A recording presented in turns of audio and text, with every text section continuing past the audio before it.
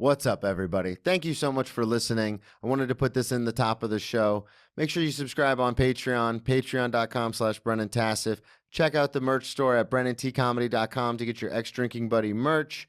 Subscribe, rate, and review wherever you listen to podcasts. As always, we're coming to you live from Gotham Production Studios, and I hope you enjoy the episode. Grab me a beer and grab him a coke. We bout to sit for an hour, bullshit and tell jokes. And please don't mix it up, cause he done sobered up. Brandon T Comedy on your social media feeds. And Brandon Tassif is your ex-drinking buddy. Brandon Tassif is your ex-drinking buddy. Brandon Tassif is your ex-drinking buddy. Brandon Tassif is your ex-drinking buddy. What's up, everybody? Welcome into another edition of Brennan Tassif is your ex-drinking buddy. There's going to be a graphic there. I am your host, Brennan Tassif. If you were new to the program, quick rundown of the show. I used to be everyone's favorite drinking buddy. It was my favorite thing to do. Hang out with friends, get drunk, do drugs, get in all sorts of trouble, and then reminisce about those stories. I am sober now, but that is still one of my favorite things to do. Hang out with somebody and reminisce about the crazy old days. Never gets old. Most weeks I'll be joined by a guest. This week is no exception. All the way from New York City, comedian James Pontillo. From here. I came all the way from here. Yeah, you're from here. Yeah. What's up, man? What's going on? I didn't know you were sober. Yeah. How long? 5 years, May 31st. Of everything or just drinking? No, everything. Real? No weed either? No, I'm real sober. Wow. Yeah. It's very rare to meet someone fully sober. I know. Usually they'll do something. Oh, I do shrooms. I do Molly. I just don't drink. But that's not really sober. Yeah, exactly. So it's one of those things. There are a couple comedians who will get on stage and then they'll be like, so I've been sober now for X amount. And I'm like, but you're not. Yeah. You just don't drink. Like say, I don't drink. Yeah. Anything that alters the brain is not. Yeah. And it's, I mean, I guess if you want to get technical, I take pre-workout. I smoke cigarettes. So I guess Honestly, I'm doing something. There's some days I'll take C4. Yeah. Oh, yeah. With a lot of water, and it's like being on a drug. Oh, yeah. It's not even physically. It's just mentally. I'm off the walls. Yeah. I'll just be texting people, like, sometimes, like, kick today in the cunt. Like, just randomly, I'll text people that when I'm on a real pre-workout fucking high. That's the man, best. I fucking got all of it. What dude. do you got? What do you use? So this is what I use for pre-workout. Inhumane. Not a sponsor, Nice. but Inhumane. Better than C4? Yeah. Well, it's not better than the old C4. I don't know if you know this because you're younger than me, but C4, when it first came out, had an original formula, which had like ephedra in it and all sorts of crazy shit. And that was probably the greatest pre-workout ever made. Nice. And then they got into trouble. Jack. Remember Jack? Jack's was another one, same thing. And then they all got in trouble, so they had to alter all their formulas. Yeah, it's not the same. It's They not. took the caffeine out. Probably better for you long term. But Oh, it's way better. You don't for get that pump. That's why they had to change it. Yeah, you don't get that pump. I'll plug everything up front before we get too far into I got this. a show at New York Comedy Club called Bitch Test Comedy, which the next one's June 6th. I'm relaunching my podcast, actually. What is it? Talk about it's called it. Humiliated. Somewhat similar. It's just embarrassing, terrible stories from growing up. Not necessarily drinking related, just any sort of embarrassing I've stories. got plenty of those. That. When are you relaunching that? When is that coming back out? This Saturday, and then we're going to launch it this Wednesday. So I don't know how that works with the dates. How long have you said relaunch it? So were you doing it before? We did about 15 episodes, and I just got lazy with it, but I want to bring it back. Yeah. Well, and that's the hard thing, too, is we were talking about this on the walk over, but it's all about content. Yeah. And that's the thing is quality content. Yeah. Well, depending on who you ask. But I moved to New York about a year and a half, almost 2 years ago. And it was when I was in Florida, I was so anti-social media. Yeah. I was like, this is a fad. This is stupid. Yeah, the days I don't log on, I'm so much happier. Oh, yeah. It's a major depressant. It's There's so many studies. Yeah. And I can't stop myself from scrolling and I checking just stories. get lost in it. And I tell myself, why are you checking this person's story? Yeah, what are you going to get who cares? But I moved here. Yeah. And everyone was recording and doing stuff all the time. Like even every single set they would do, they would record. I audio record all my sets for me to get better as a comic. But they would video record every single thing they would do. I think I'm the only comic. I just write down each joke and then how it did. I don't. Oh, really? I don't record, yeah. Oh, that's an interesting because way to do I think it. depending on audio, you don't get a proper analysis with the laughs and stuff. So yeah, for that's me, true. I just write down. I take notes of every set. Yeah, that's old school. Yeah, not even old school. I don't know what you would call it. No, that's super old school. Yeah. Before when they had big old clunky tape recorders, they would just write everything down. Yeah, and then I'll just if it's a new joke, I'll just write it out and then just do it on stage. Oh, that's awesome. Yeah. Yeah, and like I said, when I got here, I noticed everyone filming everything and then content everywhere, and I was like, oh, I was ill-equipped for that. And that's one of the biggest parts of the business now. Yeah.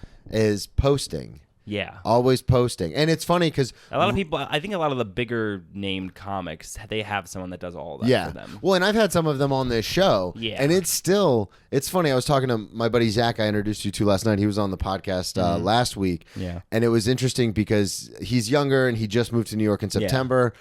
And we were talking about it, and he goes, "What's it like?" Because I hang at the stand in the cellar a lot because it's right near my work. Yeah. And he goes, "Oh, that's so cool! Like you do that all the time, just hang out with the comics and like shoot the shit and stuff." And I go, "Not cool." But I was like, he's like, "What's that like?" And I go, "We talk." You know what we talk about after like a bar show or a produce show? He's like, yeah. I go, we talk about the same thing. Yeah. And I've had bigger comics, like huge comics on this podcast. And it's the same thing though. They're like, I got to hire somebody, but then they have access to all my stuff. And I don't know if I want to pay someone. And so it's literally the same conversation we're having. People with 500, 300,000 followers is having. Like, I don't know if I want to do that. My roommate has an amazing camera. I asked him to record my set. He wants like $200. Yeah.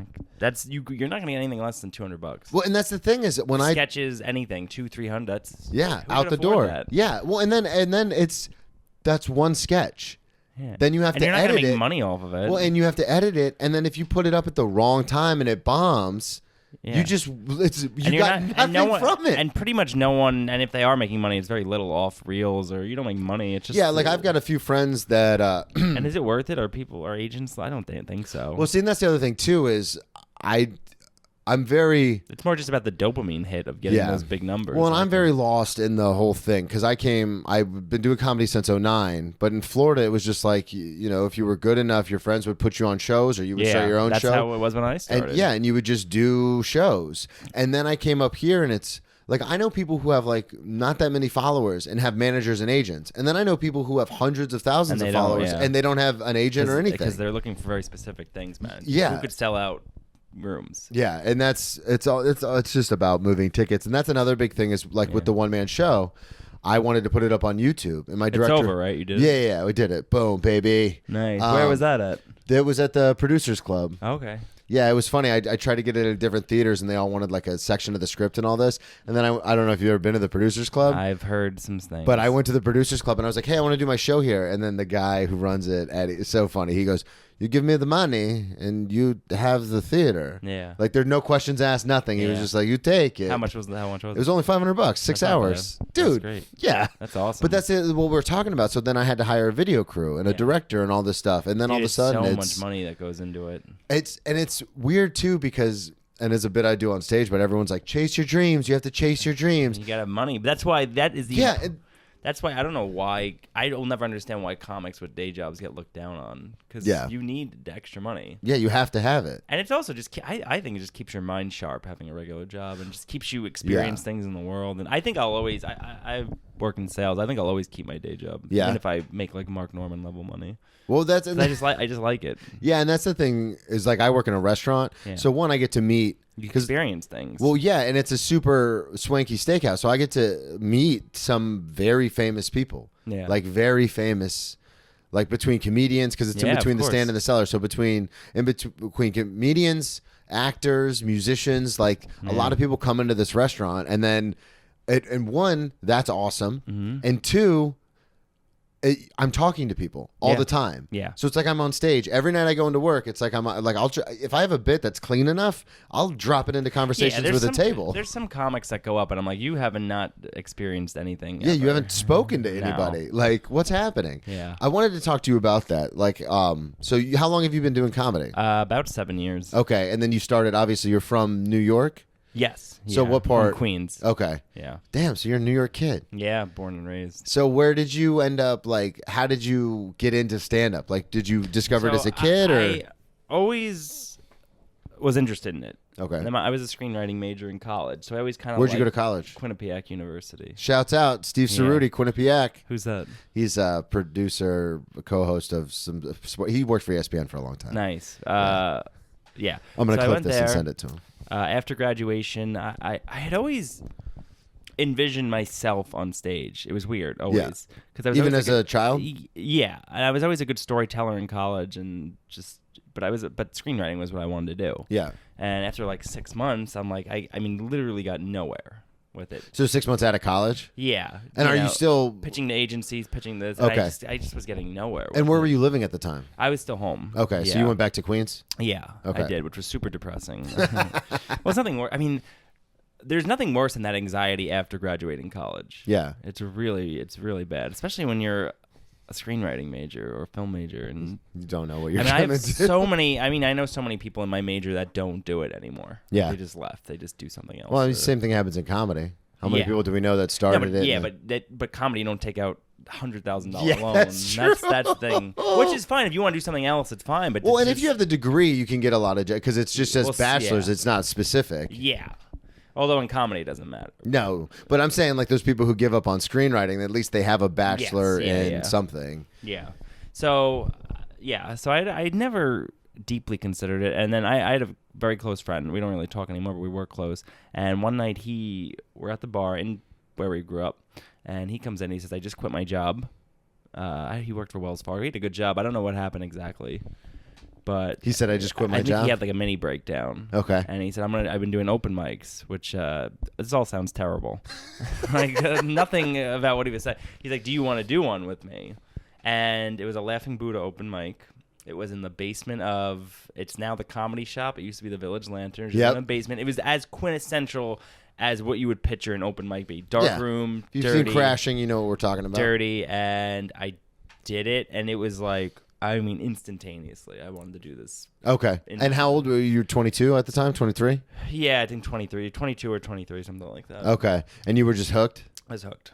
So what happened? What'd you end up doing? Did you start going to open mics every day? Did you started going to open mics? I didn't get booked on my first show until 2 years into comedy, which is so mind-blowing today how comics are just getting things so quick. Yeah. I'm talking about like bar show. Yeah. My first show was a place Bunga's Den. It was called. It was on West 74, something like that. It was a 12 a.m. show. And this was 2 years into doing open mics. 2 years. God. I only did open mics for 2 years. Were you when you got booked? But I think it helped me. I was better. Yeah, 100%. Yeah, I was so used to performing, but that doesn't exist anymore. Well, and it's so weird that you bring this up. I had brought a bunch of friends. It wasn't a bringer, but I had invited my girlfriend and a bunch of her friends to a show I was on the other day. And it's so crazy that you brought this up because some of the comics on the show were awesome, and then some of the comics on the show you were like, "Oh, you don't have the reps to be up here." No. Like these people paid for tickets and like, come on, man. Like, yeah, it's that's what I always tell myself. I got high one time and went on stage. Yeah. And it felt awful because in my head I'm like, these people paid a lot of money. They paid money. It was a Was this club recently show. or Yes, was this? It was 420. And I'll never do it again. I'll never take any. Yeah, because you're at clubs and stuff now, so that's... Yeah, and I said that to myself. I'll never. And then it happened again with shrooms, like a couple weeks after that, and it just wasn't the same. I said I need to be totally sober. So I'm basically when sober. you're on stage, or no, even in general, I've making a real effort to get sober. Oh, that's awesome. But I stumble every now. Like I had one drink here. I had a drink last night. Pretty much like that, but it doesn't go beyond that. Yeah. But I'd like to might as well just be fully sober. Yeah, I enjoy it because... so you're not one of those types who's like, 2 drinks just to relax? No, not at all. I don't... Yeah. No. I'm very much Frank the Tank and old school. Once it hits my lips, baby, it's so good. I just won't stop. And there's no point of having 1 or 2. Well, and that's what I tell people was like, it's weird because in AA... Well, I can't talk about it because it's a super secret anonymous society, but That's why they call it AA. There's a meeting that I go to, and it's so... The Klan meeting. But it's so bizarre because... Sometimes people will be in there and they'll be like... They have war stories. Well, but what I'm talking about is the opposite. They'll be like, "Oh, I got drunk and texted my ex-girlfriend like I have a serious problem, like I need to stop." And I go, "That's not what we're doing here." No. Like I've been arrested 8 times. Like I almost died. What was your worst arrest story? My worst arrest story. Well, what do you mean? Like worst? The longest like I was just in? Worst, like I could have been in real trouble here. Like. So I got arrested for 9 counts of violation of probation, and I had a warrant out for my arrest. That's in the one-man show, which premieres next week on Patreon. This must have been in Florida. Yeah, for sure. Like but the cops like pulled their guns on me and like get out of the car. Wait, get so out of the you were car. on probation from drunk driving? No. I was on probation, but I left For for drunk driving. But I left after 6 months, Okay. and then 3 years later, I got caught by the cops. And that warrant doesn't go away. No. Once you leave probation and they issue a warrant, it just gets worse. Not in New York. No. This is in Florida. But I'm saying if you would have got pulled over in New York, they wouldn't have known. No, because the warrant. Yeah, they would have. The warrant's in the system. So, I mean, I actually don't know state to state if they would have. How bad were you? How drunk were you when you drove? When I drove, it's funny because the first time I got my DUI, I was hammered, but I was with a girl. So the reason I got pulled over was because the right light was red, so I had stopped, and then it turned green, but I had made my move over here, and I was kissing her.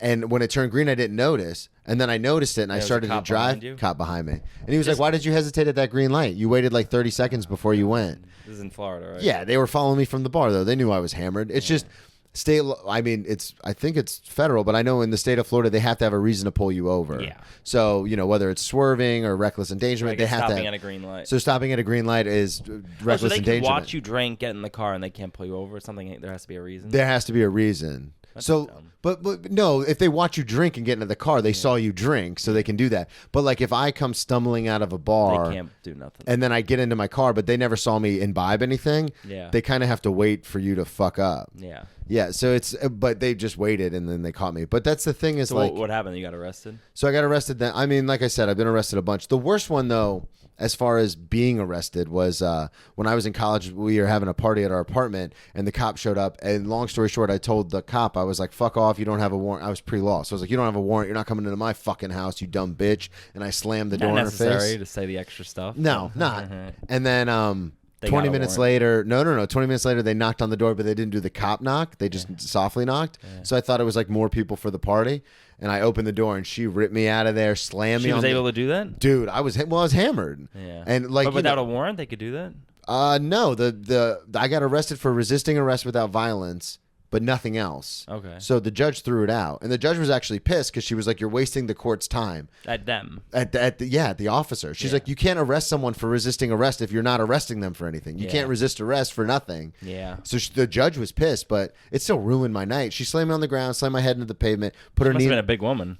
She wasn't that big. She was jacked, but she wasn't like big. She was just like ripped Probably some up. sort of martial arts training, I would imagine. Something. Yeah. But yeah, I'll never forget. She put her knee in the back of my neck and she said, "Who's the bitch now?" Wow. And arrested me. And I was Well, like, "Yeah, it was you know me. what? It's Yeah. me." Not much you could do about that. No, but let's. And you couldn't get out, right? No. Yeah, I mean they got to undergo some sort of. They have to. training. Yeah. How many times have you been arrested? I've never been arrested. I've been Look in at the that. back of a car once. Yeah. For public urination. We went to school in Connecticut. Like I said, we went out drinking. Yeah. And I just started peeing. I had to go in the park, and the cop car was parked, hidden in the park.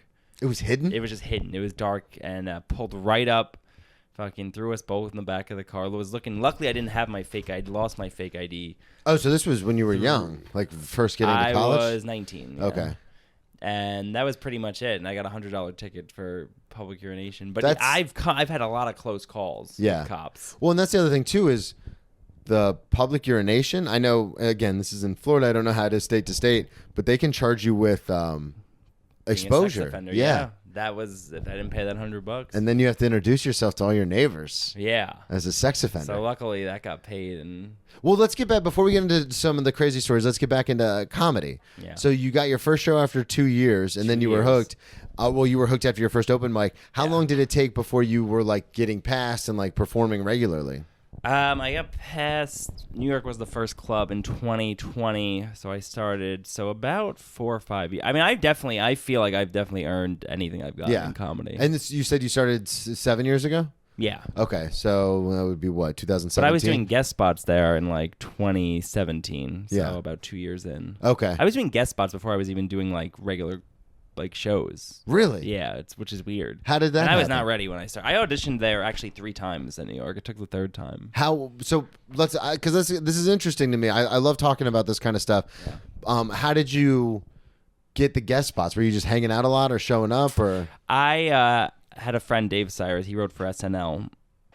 He wrote The King of Staten Island. I think he wrote on shit. Bubkiss. He's best friends with Pete Davidson. Okay. So he did the roast over there a lot. Yeah. And I just started going, hanging out, and then I started doing the Comedy Fight Club ones. Okay. And then Dave introduced me to the owner, Emilio, and then Emilio said, "Yeah, we should get, we'll get you up on it." And I think my first match was against Maddie Smith.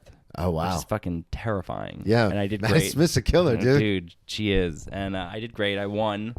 which was not supposed to happen. And then I just caught Emilio's eye from there pretty much. Oh, that's awesome. And then he started giving me guest spots and regular spots. Then I started producing the show there and just kind of worked my way up. Oh, see, and that's fucking fantastic. I did very much from the ground up. Yeah, I love hearing that. Yeah, it was all performance based in my opinion. Yeah, because sometimes, like we were talking about earlier, sometimes you see people get stuff and you're like, but... Now it took me years and years. Yeah, it's like, wait, what? That doesn't bother me because I feel like if those people don't get good, they'll fall off. Yeah, well, and it's funny. And it's happened. I've known comics years ago that were getting a lot of stuff, and now no one even knows who they are. Yeah, it's interesting you bring that up because the host of my other podcast, The Power of How, Matt Fulcheron, he tours with Segura and Tosh, and he's he was in LA for a long time, but he's been in New York for about 5 years. And I remember when I first moved here, I was so frustrated because a few of my friends blew up on social media during the pandemic. That's frustrating. And it's one of those things where I was talking to him and I was like, some of these cats are only like a year or two into comedy and now they're touring all over. And he said, he goes, listen, man, if they're not any good, they'll get one run of tours. Then when they come back for their next run, it's going to be the same thing or it's going to be bad. And then it's it. It's over. Could not be more right. Yeah, there was like, a comic. relax. There was a female comic. I'm not going to name names.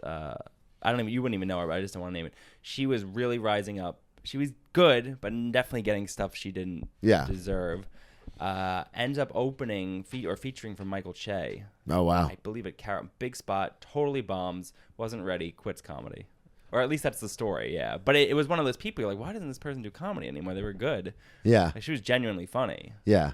And but that was just so traumatizing. I don't think this crowd knows my opinion on female comics, but she was good. And if anyone should be doing it, it would be her. Yeah. But I guess just got an opportunity too soon. I think that I hear about this with comics a lot. They get these big opportunities and just bomb. Yeah. And that, to me, is so much worse than waiting, and then finally... Yeah, I was talking about this with Onika last night. Yeah. Because... who's a killer. I mean, she's a beast. She's so good. Yeah. And that took her years. When we were talking about it last night, where I was just like...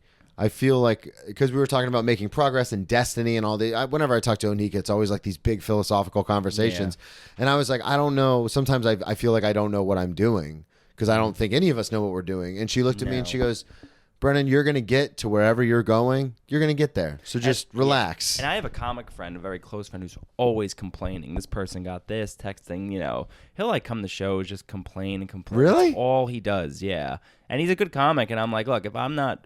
My philosophy is I'm not where I want to be. It's my fault. Yeah, 100%. And I do that with everything in life. Oh, yeah. You do that with... And that's why I think... You just hit a personal best at the gym, speaking about not being where we want to be. There we go. You I made think it there's happen. Such a good relation... There's such a good correlation between the gym and comedy. Oh, yeah, 100%. Because you really do have to put the work in. Every day. Even when you don't want to. Yeah, and that's... So now... So you get Emilio's eye. Yeah. You start to get booked on more guest spots, and then you audition. How does the first audition go? First you said audition it took goes 3. well, but I clearly wasn't ready. Okay. And was Amy, that the conversation that you ended up having with him? No, this was Amy. This was the booker there. Just said it's good, but you didn't. I forgot the exact words. You didn't really feel grounded. Okay. Yeah. And then the second audition, About you're 8 like months later. They were pretty far apart, 8 to 10 months. Oh wow! So it wasn't like yeah, it was for a competition. It was for like their fall whatever competition. Okay. And she said a lot of improvement. You showed a lot of growth, but you're not going to advance. And but me being a realist saw that as the positive parts. Yeah, gotta keep showed working. improvement, showed growth. I felt better. I felt more comfortable up there. Mm-hmm. And then finally, the third audition was January of 2020, right before COVID. Nailed it. Crushed got it. past. Yeah. Fuck yeah. So I didn't mind waiting those 3 years because Yeah. it's how I developed. And now I feel so comfortable up there. I mean, Yeah. I feel comfortable. I'll be honest. I don't think there's a stage in the country, maybe Madison Square Garden, that I wouldn't feel, that I wouldn't feel comfortable doing. Yeah. Not saying I would always kill, but that I wouldn't feel pretty comfortable doing. It's weird. I talk to this with regular people in the real world. When they find out I do comedy and podcasting, they always go, "Oh my god, I could never get up on stage." And it's like, "Oh, I've been doing this. Yeah. I've been doing this for so long that my life reps. It's like the gym. with You gotta put reps in. My life with a microphone is more comfortable to me than trying to remember my life without a microphone. You know what I mean? Yeah. Like same. I've always had a platform, and it might be a tiny small platform, but I've always had a platform to be like, hey, let's talk about this. Yeah. And it's just weird to think about. Like some people are like, I could never. It's like, oh well. Yeah. As Brad Pitt says in Troy, that's why no one will remember your name. Exactly. You know what I'm saying? I don't mind putting the time in. So Doesn't bother me one bit. let's get to and then you already plugged all your social media, but you have that show June 6th, you said? Yeah. Okay. Where's that at? That's at New York Comedy Club. So fucking check it out, man. Eagle Everybody Wit. go see James. We got a good lineup. Eagle Wit. Eagle Wit, Dave Neal. Okay. Abby Washuta. Damn. Yeah, it's a good lineup. Do you? And you said you produce it. You book all Me the and Katie Haller, yeah. Okay. Damn. Who's a great producer also. Look at you. Look It's a lot at of fun. at you. Producing is its own animal. Totally different than like stand-up itself. Yeah, people are like, "Oh, you should start your own show. You like know all these comics," and I go, "Absolutely, like, you need no." The organization you need is Well, not only that, but like I got a lot going on. Yeah. I've got the 3 Oh, no, podcasts. if you don't I have got the time, yeah. It's like if you don't have the time, I wouldn't do it. yeah, and it's like I've talked to my friend. I have friends that do a weekly show, and I go, Yeah. "You're out of your fucking mind, Yeah. dude," because I just know the stress that I get from the podcast. I couldn't imagine, and that's me doing everything. Yeah. Like I couldn't imagine like every week having to book comics and like promote it and do all this, and then the next like 3 days later, you're like, well, we got to start again. Yeah, there's this expression, I don't know who it's from, some philosopher. It's like if you say yes to one thing, you're saying no to other things. Yeah. So that's the mindset. All right, I'm saying yes to doing the show, but no to maybe doing what you do, growing a podcast. Yeah, because you all that. only have so much time. There's only so many hours in a day, and like we talked about And earlier, I don't want to be one of those people that just does everything for the sake of doing them. No, you can't. Quality. Well, and that's the thing too is, I mean, before obviously the one-man show and the move and everything, we were doing this in the studio, like the full regalia. What studio? Gotham. We love Okay. Gotham. We're gonna never perform there. well, I mean, it's a podcast studio, so it's really cool. It's where Mark and Sam do. We might be drunk, but Okay.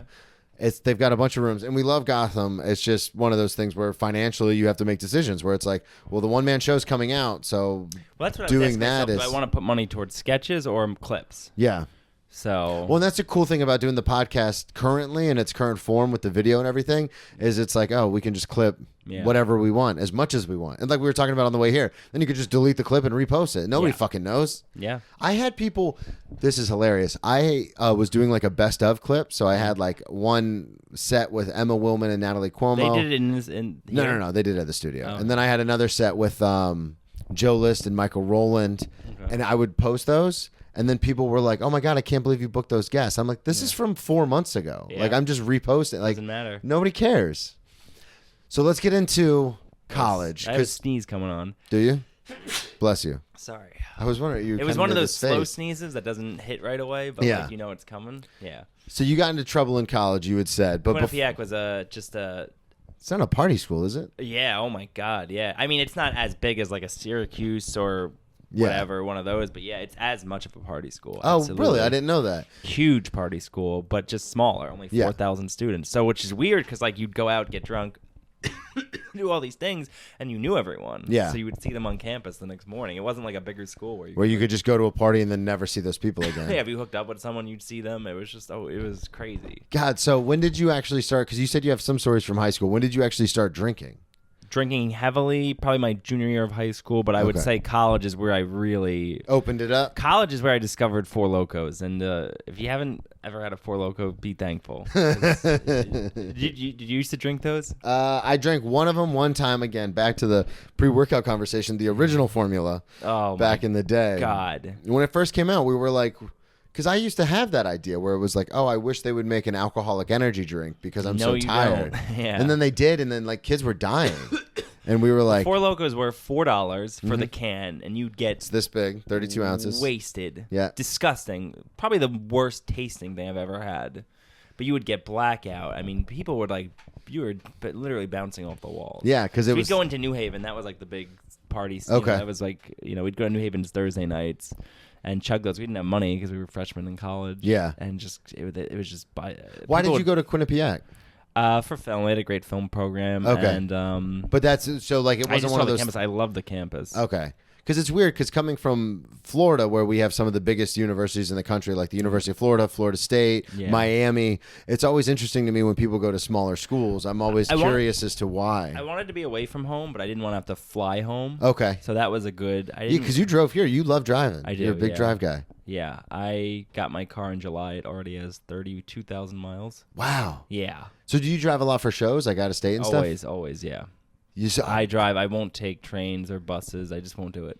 Wow. I refuse. See, and this is interesting because in New York, almost everybody's the opposite of that. Like everyone I've met, like either doesn't have a car or has a car but rarely drives it. Yeah. But you're like, no. Like you texted me to come in here and you're like, oh, there's traffic. And I was like, is he driving everywhere, from always. one borough to another? Well, you're in full control when you drive. Yeah.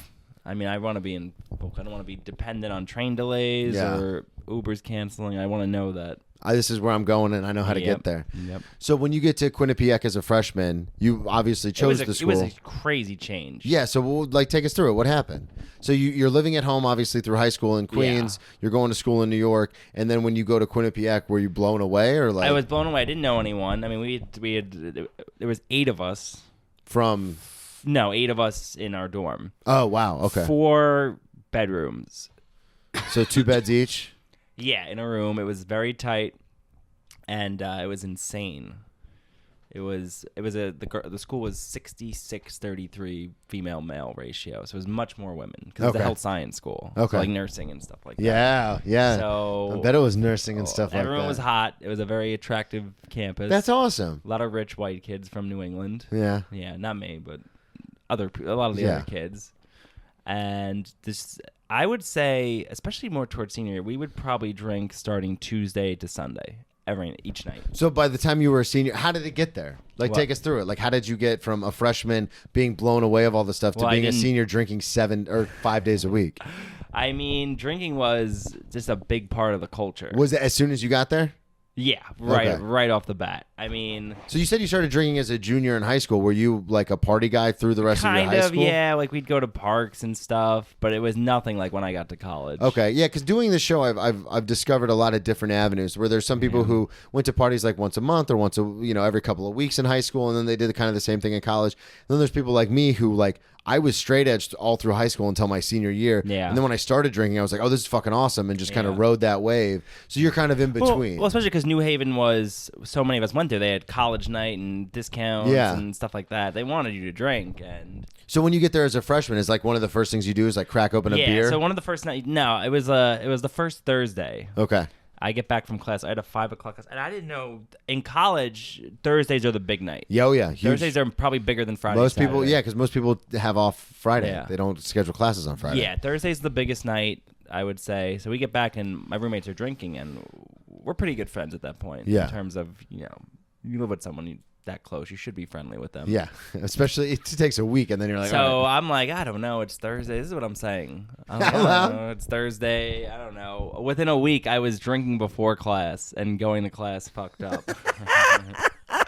And my first semester, I failed English, which is if they could see you now. Yeah, I did not make the adjustment well from like academically to drinking. I did not balance that my first semester at all. Yeah, I think I had like a 2.1 or something awful, like GPA. So wait, this is fun. So you walk in and you're like, what are you guys doing? Like, it's Thursday, I don't know. Yeah. Do you remember that first night though? Do you remember what you guys did? Drinking night, yeah, we went to New Haven.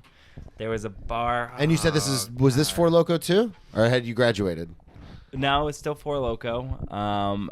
There was this bar in New Haven called Russian Lady. Shouts out Russian Lady. Russian Lady, which was just your typical... I don't know if you know New Haven. It was your typical college. Okay. It was your typical college bar. Yeah. At the upstairs, the downstairs, and I just remember getting blackout. And I remember, I don't know how this happened.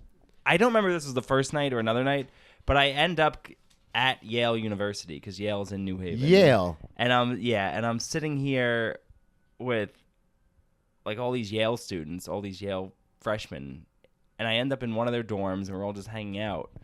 And I'm just like, man, like, what's going to happen to us? Just all because we were smoking after. Yeah. And they're like, well, we go to Yale, so we'll be fine. We don't know who you are. You kind of just snuck in. You just kind of snuck in. And I'm here like, they're dicks. Kids that go to Yale are assholes. Yeah, they're fucking the pieces they are the of shit. Biggest pieces Have you ever seen shit. Gossip Girl? They're terrible people. Ivy League kids are terrible. I mean, yeah, they'll get great jobs and stuff, but they're awful people. God, so they were like this, and it's so funny. So they had no. I assumed maybe. I mean, they knew I was where you I were went. trying to pass off that you went to Yale. No, they knew where I went to school. And you just ran into them at the bar and then ended up at their dorms? Yeah, something happened. How see, often, that's the fuzzy part where I don't remember. That's happened to me before too, where I've woken up on someone's couch with obviously just clearly like passing out and being like, we're not at the party house anymore. Like, how did I get here? And then freshman year, there was the lacrosse house, which is if you were cool with the lacrosse was big on campus. Yeah. It was a big lacrosse hockey school. Okay. So if you were cool with them, you could go on Friday nights was like the lacrosse house. You would go. Disgusting. Just a fucking disaster home. Like you would never want to live there ever. But it was a big party But house. it was a huge. But the thing is, a lot of the girls hooked up with the lacrosse players. Yeah. So it was a very low chance that you'd hook up with someone. But you'd get drunk and you'd have a good time. Have a good time, yeah. So we used to go there, and I fell asleep once with my shoes on. I don't know if you know this, but you can't if you. In college, at least my school, if you black out or you pass out with your shoes on, it's free range. People can do whatever they want to you. Okay. So I had many, many, many cocks drawn on my face. I remember spending a good chunk of the morning washing that off. God. Yeah. So when this is awesome. So when do you stay in the dorms the whole time? What do you mean? When you're at Quinnipiac? Yeah, just for like holidays. That was it. No. But I mean not just the freshman year. I mean, do you? Well, you couldn't have cars on campus freshman year. Okay, and then So, when do you move off campus? We don't move off campus until we moved to a different campus junior year. What do you mean? There was 2 campuses. Okay. There was Mount Carmel, which was for the freshmen and sophomores, which was more of your Oh, traditional. so they have separate campuses for Yes, the yeah. grade. Oh, wow. Yeah, so- like at FAU where I went, it's a public university in Florida. It's in South Florida. They've got like 7 campuses, but it's for college. Yeah. So like they have the marine biology campus, they have the honors campus. So it's like, and then they have the main campus, and then they've got a few other like satellite campuses. Yeah. But basically, like if you went to FAU, you went to Yeah. FAU in Boca. Yeah. But for you, No, for at it- Quinnipiac, there's like freshman sophomore campus. There's Mount and then- Carmel, okay. which was like your freshman sophomore, your more traditional college campus. Yeah. And then a quad. Junior year, York Hill, which is just up a big hill. I can't even explain. How it. far is it from Carmel it's, Mountain? It's close. You cross the street, maybe walk 15 blocks. Okay. But there was Okay, so it's not like you're going to a different There city. was a bar junior year, the only bar. Oh, wait, so there's something called Whitney Road. Okay. That was kind of the road that the school went through. Yeah. Pretty much. And there was this bar called Andalays, which was in town. If you didn't feel like going to New Haven, people went there a lot. And that was it was clearly like the owner had a deal with the cops because Yeah. like, every underage kid went there. Like no You one had got mentioned denied. New Haven before. How far was New Haven from? 15 minutes. Okay. You'd have to take a shuttle. Yeah, I was gonna say because you can't drive freshman year. No, well, even after you would take a shuttle because we were You'd get drinking. fucked up, yeah. Yeah, Well, that's so but Andalays responsible. was a fun hang too. As someone with 2 DUIs, I think that's incredibly responsible. of Yeah, you. yeah. The school was smart about that. They had 'Cause it's shuttles one of those running things- Saturday nights. Yeah, it's like they're gonna do it. Like let's avoid Yeah, the horrific consequences that come with people getting hammered and and there getting really behind the were wheel. no like bad DUI incidents at my school. That's awesome. They were looking out for you guys. Saturday, well, they're probably looking out for themselves. But Yeah. yeah. Liability Saturdays, and there was such. there was this dance bar called Toads, Okay. which is pretty infamous in New Haven. I know Toads only because Cerruti talks about it when It he's was on the radio show. the Mecca. Yeah, I mean, Toads. it was I know Toads. disgusting, dirty, but pretty much every Saturday night through college, we would go there. Okay, and that was People in would town. always try to do their own thing. Like they'd be like, "Oh, that's Toads is gay," but you always ended up back there. Like you just couldn't compete. So when is this? Is Toads in the? Is it on Whitney or is in it New in? Haven. Oh, that's in New No, Haven. that Okay, was so in New Haven Andalays was there. the only one that you could go to. Once I got to junior year, there was a bar called Side Street, which Okay. they carded, but they were more lax. A little loosey goosey about it. Yeah, we had a bar called DeMille's, which was a little bit more. Our senior year, we moved to a house on the Cheshire Hamden border. Okay. So it was down more, away from campus, and DeMille's was close to that. Okay. And then there was a bar called Anchi's, which was Friday, strictly for seniors. Like they were a strict 21 and over bar. Oh, okay. Like you couldn't even even if you were a hot chick underclass, you couldn't get in. Oh wow. Like they were very strict about it. Were some of the upperclassmen dudes like, come on, guys? Like, I don't let think 'em- so. I think they were really. It was like known. Okay. So when we did, but then it made you appreciated senior year so Yeah. much more. Oh yeah, because you're finally there. You can go. Yeah, and it had a backyard, it had an upstairs, had a patio. Classy. It was like a very nice place. Classy. Like it was a very fun place, and that was every Friday night. So you'd go there Friday night. So your like weekends were pretty planned. Well, and then you said by the time you were a senior, you were drinking Tuesday through Sunday. Yeah. So Tuesday there was a place called Side Street, Here we go. which was down Whitney. Here we go. 25-cent wings, a brilliant marketing plan. 25-cent wings. I think the beers were like $2 or something. God, love it. Wednesday you'd go to Andale's. Yeah, stay close to home. Thursday was Russian Lady. We would go to. Russian Lady was pretty much there all throughout college. Yeah. Friday was On Cheese. Saturday was Toads. So you pretty much had 5 nights. You knew a bar. Every bar had their own night. Yeah.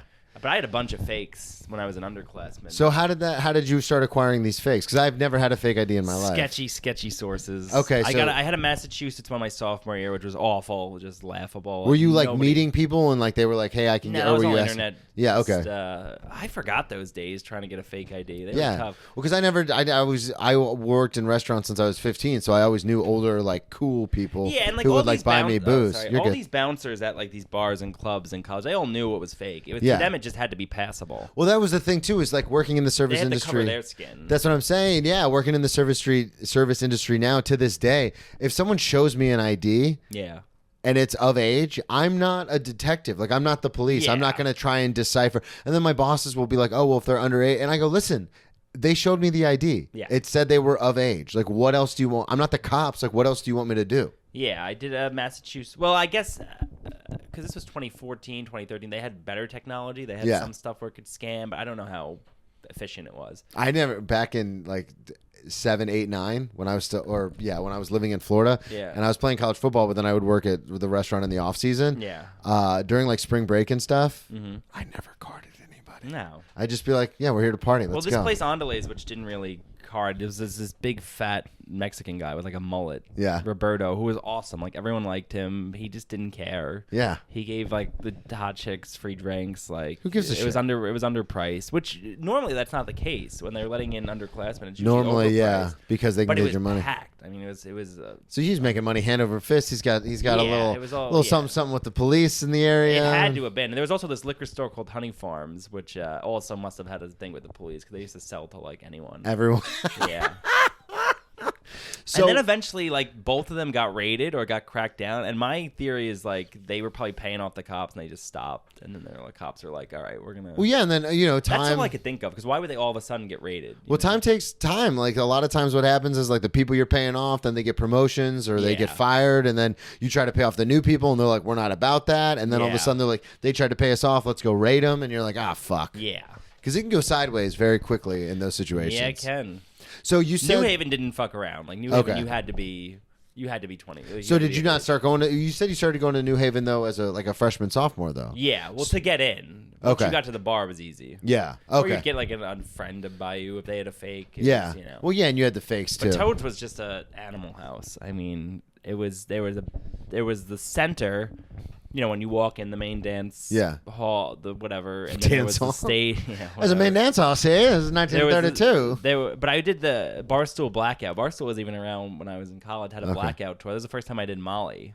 It was like a random Tell Thursday us. night. I did Molly. Didn't know what to expect. What was happening? The Why did best you? time. How The did you best end up? time ever? How did you end up in the situation?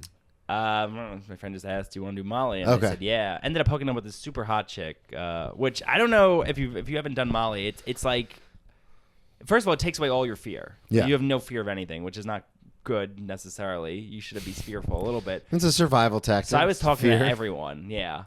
And then I was like hooking up on this chick on the shuttle back. And then we ended up just going. I'm like, "Hey, let's go to the quad." We ended up just sitting on the fucking grass at night. in the quad. Yeah. Did you get caught? No, I mean you could. It's not the school's campus is technically open. Yeah.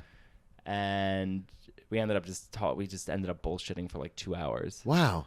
on Molly, and the next day was fucking awful. Yeah, because it takes out all your dopamine. The Molly come down is makes you like suicidal almost. Yeah, it literally takes out all the dopamine in your system. It probably took, I would say, that was a Thursday night. It probably Sunday until I was back to normal. Damn. It knocks you out. It wipes you out. So- that's why I don't do drugs any drugs Yeah. like that anymore. So you But said but there's a funny Yeah, story go linked ahead. to that. So there was this girl I really liked when I was a junior, and I'm trying to remember the story now. So I really liked her, and she had an ex who was like crazy, and I guess she I didn't go to Quinnipiac. yeah, right. So she didn't really hook up with me because they were kind of talking, and then I found out that this guy was hooking up with a friend of mine. Oh, really? Yeah. So he was like kind of talking to her, and then so I broke the bro code and told her this. I'm like, hey, you shouldn't fuck with him. His name was Shane. Fuck Shane. Yeah, you shouldn't fuck with him because he's hooking up with the girl. His name was Meg. I'm like, he's hooking up with Meg, so just he Stay doesn't away. care about you. Which I wouldn't do that today because I learned. Yeah, but when you He want doesn't pussy, care about you. That's so sweet. yeah, I do. And so he ends up finding out about this, And then kills you. He runs into me. This is 2 weeks after the Molly incident. Yeah. He ends up very intense altercation at Toad's. Basically, What happened? Take us through basically, it. I would fuck you up. He said, like, if there weren't people here, like, watch your back. And you're not a fighter. Not really. I mean, I take martial arts now, but So at in the time, moment, though, were you like freaking out? it was tense. Mouth gets And dry. he was one of those very tall. He was very lanky. Yeah. So very tall, which I had never fought a tall person before. It's hard. They've got reach. Yeah. So all right, that ended up so that got broken up. I kind of just like played it off like I didn't know what he was talking about. Yeah. What do you mean? Yeah, 2 weeks later, or like 3 weeks after that, end up doing Molly. And Molly, have you done it? No, I've done ecstasy, but not Molly. It puts you in like an amazing mood. Yeah, that's what So I I was hear. in the best mood ever. So I was just so happy. I'm like, I want to text him and I want to apologize. So I'm asking everyone his number, all our mutual friends. I'm like, can you have Shane's number? Like, I just want to talk to him. I just want to like apologize. And This is when you're on everybody Molly? knows this is at Toad's, and Okay. everybody knows this is a bad idea. They're like, no. So this is after the confrontation. 3 weeks after. Yeah. Yeah. Okay. Everyone knows this is a bad idea. And I finally get his number. I text him, look, I'm sorry. There was some confusion. There wasn't. Like, it was very obvious what I did. I'm like, I don't want to have that. And apparently, he had forgotten about it. And this was just a reminder, which is why you need some fear. Yeah. Oh, yeah. So that triggered him off again. Luckily, nothing ever ended up happening. We did go to a mutual friend's. We did run into each other at a mutual friend wedding like a year and a half ago, and he seemed fine. Yeah. That's got to be. That's years later. Yeah, he was okay. He was nice. Yeah. But yeah, God. he was from like the ghetto in Massachusetts, like some ghetto Massachusetts. From what I heard. Fucking. Yeah. But from what I heard, he lives in Wyoming now. Fucking Southie, dude. Yeah, he was one of those Yeah, types, yeah. like those, like an extra in a Mark Wahlberg. Yeah, movie yeah. type. But I think he A lives Ryan in like, O'Toole kind of guy. yeah, I think he lives in like Fuck you. Wyoming now or something. So you said you got into Well- the pee thing was just one scrape with the police. You said you almost got into some in trouble college a few we would times. drink. In high school we drink at the parks, and the cops would always come, and we'd have to run off. Oh no, one time it was our senior. It wasn't prom. It was like formal. Okay. It was like maybe the month before prom, and we were drinking in the park, and the cop This is ends up, high school? yeah, senior Okay. year, and cop ends up pulling us over. And it was like the four of us, and like snooping around and everything, because we were drinking. But it was in town. So, and then they ended up just letting us go and following us. Not kind of anticlimactic, but that was like, I haven't, one time me and two friends got stopped by like beach police. We were smoking weed at Jones Beach. And Okay. and they made such a big deal about it. They're like examining it. And the fucking joint, it was a birthday cake joint. Like it just had birthday cake. He's like examining. I'm like, what are you looking at? Isn't it weird now that like it's all legal? Yeah. Like, it's- But back then, man, it was. But I never was booked in prison or jail. Never had to spend That's awesome. the night. Yeah, I'm very fortunate. So you said you're trying to just kind of lay off of everything now. I mean, Was I've abused different types of drugs and alcohol so much. It's I was gonna say, was there a miracle I'm moment where you were kind of like, maybe I should slow down? Was it getting high on stage and being like, oh, well, fuck? I am a very angry drunk. So even Yeah. throughout college, I would fight. Really? Not angry like violent, just like lashing out at people. Yeah. I'm I like, know what you mean. I've dated a few of those. yeah. So I would just start fights for no reason. Just with random people. If something rubbed me the wrong way, I would. And this was as late as February of this year. Yeah. So I'm like a very to the point where like I don't. You were gonna say like, Yeah. pre-pandemic. Yeah, to the You're point. like, oh, this happened like 3 months ago. Yeah, to the point where like I don't know how anyone would still talk to me because I would just. You were that bad? I was that bad, and I would read texts the next day. I'm like, this is wow. God. Yeah. So I I had to slow down. Yeah. And to me, the way I see it is I've been drinking heavily since I was like 16, which I was still a kid then. So I've never really experienced adulthood sober. Maybe, I don't know if that came into your mind when you got sober. It's interesting when I first got sober, and I've talked about this before, but I had to relearn how to do a lot of things because I had been drinking heavily since I was like 17, 18. Yeah. So like going to the movies sober was a new experience, going out with friends, doing comedy. It's where I had to relearn how to do stand-up. Yeah. Because that's improved a lot since I'd say drastically cut down drinking. Yeah. Because like I said, as late as February, I was a drinker. Mm-hmm. So I've been going back, I try not to beat myself up if I have a drink. Yeah, you can't. Because I'm not, as long as, like I had one last night. I was going to have two, and then you just stop yourself. Yeah. See, I'm always envious of people who can do that because like I said, once I start, I'm like, I'll burn everything. Well, I don't know what it is, but just getting older, alcohol's made me more and more depressed. Yeah. Like I just get... I mean, that's how I was towards the end. I remember the last time I drank, I just started drinking. It was my 30th birthday. Yeah. And it's a long story. It's in my one-man show, which is coming out next week on Patreon. But I just started drinking, and then I was so upset that I just kept drinking. Then I got more and more depressed, and I just kept, and then literally ended up in the hospital because I was like... Yeah, and not drinking, I think what's scary about it is it really forces you to face problems, your problems. Oh, yeah. Your personality flaws. Whereas if you're drinking, it's like, it's 7, I could start drinking, I could put this off. Yeah. Well, and that's the other hard thing, too, is actually, because I'm fully sober and being sober for coming up on 5 years... It's weird because when I snap at people at work or I lash out, I'm like, that's me. Feel. That's who I am. Yeah. Because I'm bipolar, but I don't take medication for it because the medication really fucks you up as an artist. Yeah. It zonks you out, and it really... You definitely can't drink if you're taking bipolar meds. Yeah. Because my cousin's bipolar. He had to stop drinking. Yeah, well, and that's the thing is like with bipolar, the meds, it fucks with me creatively. Yeah. So Why, I just... You have no creativity? Yeah. So I was like, I can't take these. Like, I can't write. I can't take these. Yeah, I must be on bipolar meds. Well, so then the benefit, though... That explains why so many comics can't write, actually. Now that all the meds that they take. But I actually don't take meds. Yeah, me neither. I'm happy about it. I'm not putting people down who do. It's just something I never wanted to start because I feel like it's a slippery slope then. Well, and that's when I was like 22, 23, I wanted to stop drinking so much, so I went to a psychoneurologist, and he prescribed me Adderall, Klonopin, and Xanax. Oh, do we how much time do we Yeah, have? we That's can do another one thing. more. Adderall. I used to abuse Adderall when I was Really? in college. Yeah, I would take Adderall like late at like 11 o'clock. At night? And be up until like... Adderall does very similar. If you drink with Adderall, it has a very similar effect to an amphetamine. Yeah. Well, it is an amphetamine, but like it's very similar to Molly. Maybe one step below it, but... So you would just pop Adderalls at I would like pop 11, Adderalls, 12? yeah, and just go out and just be super happy, no worries, and then the fucking crash. Yeah. Yeah. See, we used to do Adderall. I would text my parents. I love them. At, like, from like college, 5 in the morning? Yeah, and like college, it was just weird the stuff I would do. We would do Adderall too, but it was only as a study. Not only, but we would do it a lot as a study aid because where I went to school, a lot of my friends, we loved the feeling of getting fucked up and drunk. And that's what Adderall did. Well, so for us, Adderall would keep us from getting drunk. Like it would hype us up, but we wouldn't feel like the drunk feeling. Yeah. Because it's an upper, and alcohol is a depressant. Yeah, you weren't stumbling, slurring your words. Yeah, exactly. Which is actually it was pretty much the happy feeling of the drunk without. So as sad as it bad. sounds, like a lot of times we'd be like, "Well, I'm not going to drink tonight because I'm on Adderall." Like it's not. There's no point. It's so funny. When I was in LA in March, someone gave me an Adderall. Huge flex. Yeah.